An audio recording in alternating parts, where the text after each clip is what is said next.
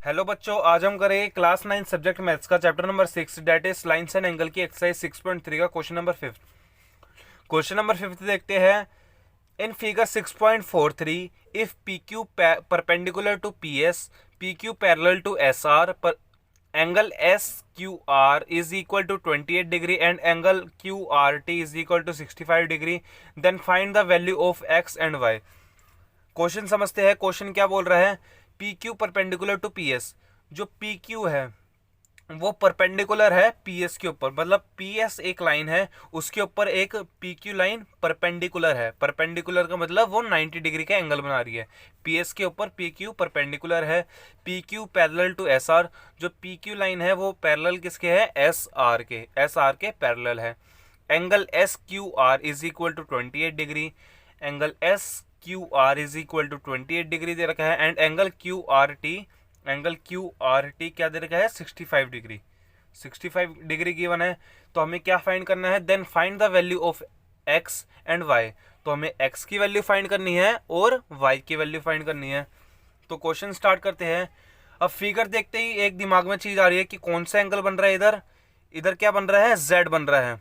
ये अगर आप बॉर्डर पर देखेंगे, पी क्यू आर टी को देखेंगे तो ये एक जेड बना रहा है। और मैंने आपको बताया जब भी जेड बनता है तो वो क्या होता है? Alternative interior angle.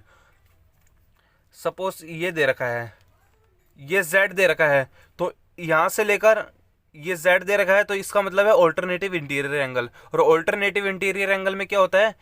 ये वाला एंगल इस लाइन से लेकर इधर तक, ये वाला एंगल किसके इक्वल होता है? इस वाले एंगल के इक्वल होता है। ऑल्टरनेटिव इंटीरियर एंगल में ये दोनों एंगल इक्वल हो जाते हैं। इसका मतलब ये जो दे रखा है एंगल 65 डिग्री, ये वाला एंगल 65 डिग्री दे रखा है, तो ये एंगल इस लाइन से लेकर इस लाइन तक ये पूरा हो जाएगा।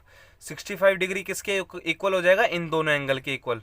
ये खाली 28 डिग्री के इक्वल ही नहीं होगा, इस लाइन से लेकर इस लाइन तक ये क्या है? 65 डिग्री। तो ये भी इस वाली लाइन से लेकर इस वाली लाइन तक इक्वल हो जाएगा, इस वाली लाइन से लेकर इस वाली लाइन तक। तो ये दोनों एंगल हो जाएंगे इक्वल, ये वाला एंगल और ये वाला एंगल। तो हम क्या लिखेंगे?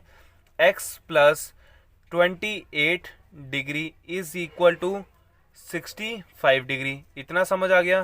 तो x की वैल्यू हम निकाल लेंगे 65 माइनस 28। x उधर वो 28 इधर प्लस का है, इधर आगे माइनस का हो जाएगा। तो x की क्या वैल्यू आ जाएगी? तो x की वैल्यू आ जाएगी 37 डिग्री। तो हमने एक वैल्यू फाइंड कर दी। वैल्यू ऑफ x हमने क्या फाइंड करा? 37 डिग्री। तो ये आ गया हमारे पास 37 डिग्री। ये हमारे पास क्या दे रखा है? 90 डिग्री। अब ये एक क्या बना रहा है? ट्राइंगल बना रहा है। ये एक ट्राइंगल बना रहा है। तो अगर एक ट्राइंगल में तीन एंगल होते हैं, तीन एंगल किसके इक्वल होते हैं? 180 डिग्री के इक्वल। ये मैंने बताया किसकी वजह से होते हैं? Angle sum property of triangle. अब दो एंगल इसमें दे रखे हैं, हम तीसरा एंगल इजिली निकाल सकते हैं। Angle S P Q S, angle P Q S plus angle S P Q plus angle S P Q plus P S Q is equal to हो जाएगा 180 डिग्री। अब 180 डिग्री के इक्वल क्या होगा? Due to angle sum property of triangle. तो angle जो P Q S है, P Q S क्या दे रखा है? 37 डिग्री दे रखा है। एस पी क्यू क्या दे रखा है? 90 डिग्री दे रखा है। Plus angle P S Q that is y, ये हमें वाई दे रखा है। तो हमें वाई की वैल्यू निकालनी है। 90 plus 37 is 127 plus y is equal to 180 degree. Y में से अगर y is equal to 180 minus 127, तो ये माइनस करेंगे तो क्या आएगा? ये आ जाएगा 53 डिग्री। तो y की वैल्यू क्या आ गई हमारे पास? 53 डिग्री। आई होप आपको समझ आ गया होगा। हमें दो x वेरिएबल की वैल्यू निकालनी थी और y की निकालनी थी। इधर ऑल्टरनेटिव इंटीरियर एंगल बन रहा था, तो ये एंगल इस पूरे के इक्वल हो गया, क्योंकि इस लाइन से लेकर इस लाइन तक ये एंगल किसके इक्वल होता है? इस वाले पूरे एंगल के। तो इधर दो एंगल दे रखे थे, तो ये इन दोनों के इक्वल ये सिंगल एंगल हो जाएगा। तो हमने इससे x की वैल्यू निकाल ली और इससे angle sum property of triangle से y की वैल्यू निकाल ली।